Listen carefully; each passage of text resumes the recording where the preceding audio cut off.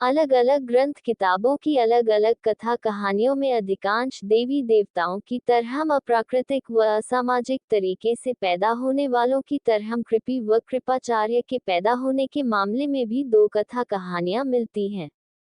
एक, प्रथम कहानी के अनुसार महर्षि शरद्वान की तपस्या भंग करने के लिए इंद्र ने जानपदी नामक एक तवायफ अप्सरा भेजी थी। खूबसूरत हसीन और उसकी मादक अदाएं देखकर महर्षि शरद्वान अपना जप तप छोड़कर उस पर फिदा हो गए थे। महर्षि शरद्वान व हसीना जानपदी के सहवास से जानपदी ने अपने गर्भ से जुड़वा बच्चे पैदा किए। शरद्वान व जानपदी ने अपना नाम बदनाम होने के डर से अपने नवजात बच्चों को जंगल में फेंक दिया था।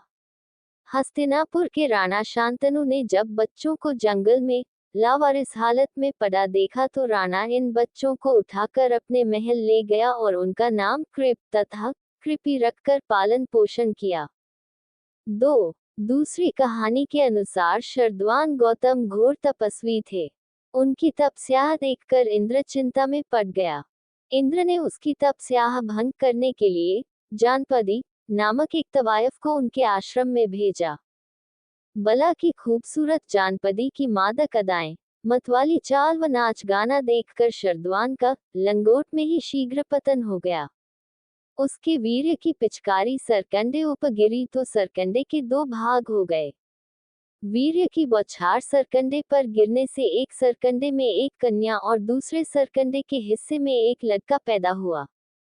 जब राणा शांतनु ने दोनों बच्चों को वहां लावारिस हालत में पड़े हुए देखा तो वह दोनों बच्चों को उठाकर अपने घर ले गया और कृपि और कृप रखकर शांतनु ने उनका लालन पालन किया। कृप की बहन कृपि का विवाह द्रोणाचार्य से हुआ और इनके मिलन से घोड़े के मुंह वाला व पैदा होते ही घोड़े की आवाज निकालने वाला अश्वत्थामा नाम का एक बेटा पैदा हुआ। जबकि कृपि बड़े होकर कृपाचार्य बने। द्रोणाचार्य के पैदा होने की कथा कहानी। 3. एक बार भरद्वाज मुनि एकांत जंगल में यज्ञ कर रहे थे। जब वे गंगा नदी के किनारे मटरगस्ती कर रहे थे तो उसने छुपकर घृतार्ची नाम की एक तवायफ को नंगी हालत में स्नान करते हुए और गंगा नदी से बाहर निकलते हुए देख लिया। एकांत जंगल में खूबसूरत व एक जवान अकेली लड़की को देखकर भरद्वाज के मन में उस तवायफ के साथ सेक्स करने की इच्छा बढ़ गई। घृतार्ची को अपनी बाहों में पकने से पहले ही भरद्वाज का वीर्य शीघ्र पतन होकर उसके लंगोट में डिस्चार्ज होने लगा तो भरद्वाज ने अपना वीर्य अपने कमंडल द्रोण में भर लिया। उसी कमंडल में द्रोण पैदा हुआ। इनके अलावा अनेक ऋषि मुनि मनुओं ने अपने अपने वीर्य का जौहर दिखाने में कभी भी पीछे नहीं रहे हैं, जिनमें प्रमुख ऋषि मनु मुनि देव बताए गए हैं। 4. ऋषि पराशर व सत्यवती के अवैध संबंध से वेदव्यास पैदा। सत्यवती ने अपने खानदान की मूंछ कटने के डर से वेदव्यास को जंगल में लावारिस छोड़ दिया। 5. पवन व अंजनी के अवैध संबंध से हनुमान पैदा हुए। अपने खानदान की नाक कटने के डर से अंजनी ने हनुमान को जंगल में लावारिस छोड़ दिया। 6. मालकिन पार्वती के मन में मैल आने से और शिव की गैरहाजिरी में अपने गण से संबंध बनाए तो गण के अंश से मलेश उर्फ गणेश पैदा हुए। 7. ऋषि शृष्यंग व बच्चे पैदा करने में लाचार दशरथ की 3 रानियों के संबंध से राम लक्ष्मण शत्रुघ्न व भरत पैदा हुए। 8.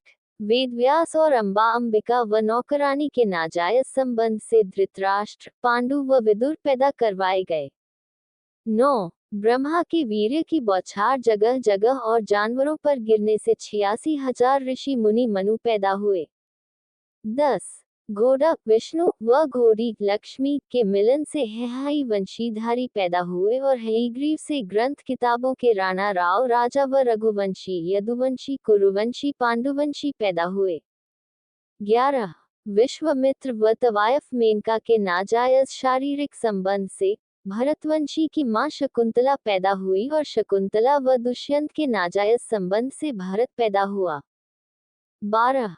भारत के सर्वप्रथम राणा वेन के बेटे महाराणा पृथु ने गाय के साथ सहवास किया तो गाय ने खुश होकर पृथु के बेटे को बछड़े के रूप में मनु महादेव को पैदा किया।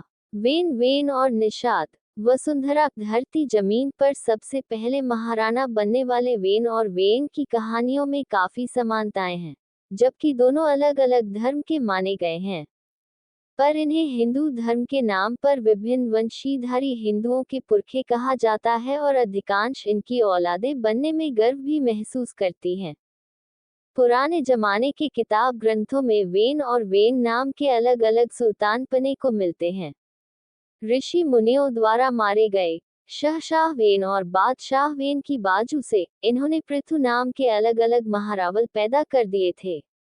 वेन व वेन पृथ्वी पर पहले मर्यादा पुरुषोत्तम माने जाते हैं। संस्कृत भाषा में नाचने गाने वाले नचनिया मनुष्य को वेन या वेन कहा जाता है। अंधक का पूत, पृथु का बेटा तथा मनु के दादा का नाम वेन था। नचनिया वेन किसी तरह से महाराणा बनने में कामयाब हो गया। अलग अलग कहानियों में शहशाह वेन ने अपनी रियासत में यज्ञ हवन बंद करवाने की घोषणा कर दी, जिससे ऋषि मुनि बहुत नाराज व दुखी हुए। इन्होंने घास का तिनका फेंककर महाराजा वेन की हत्या कर दी। जब रियासत में कोई बादशाह नहीं रहा तो ऋषि मुनियों ने मरे हुए वेन की जान को मसल मसल कर एक थिगना गीटा का दकाठी व चौड़े मुंह वाला निषाद पैदा किया। उसके बाद वेन की बाजू को रगड़ रगड़ कर उन्होंने पृथु नाम का सुल्तान पैदा किया। महारावल पृथु की रियासत में अकाल पने पर पृथ्वी से बनी गाय के साथ उसने सहवास किया। तब गाय ने मनु नाम के एक बच्चे को जन्म दिया। इसलिए पृथु को पृथ्वी और हिंदू धर्म के हिंदुओं की मां भी कहा जाता है। पद्म पुराण के अनुसार महाराणा वेन अच्छे ढंग से राजपाट चलाने लगा, पर बाद में वह जैन नास्तिकता में फंस गया। ये भी कहा जाता है कि महाराव पृथ्वी ने वर्ण व्यवस्था में भी गड़बड़ी फैलाई। इन्हीं कहानियों के आधार पर अलग अलग धर्म के ऋषि मुनियों ने घोड़ा घोड़ी, सुअर सुअरी, बंदर बंदरी आदि जानवरों से संभोग करवाते हुए विभिन्न रघुवंशी, यदुवंशी, भरतवंशी, पांडुवंशी, कौरववंशी, बंदरवंशी, सूर्यवंशी, चंद्रवंशी आदि वंशीधारी पैदा करने में कामयाब हो गए।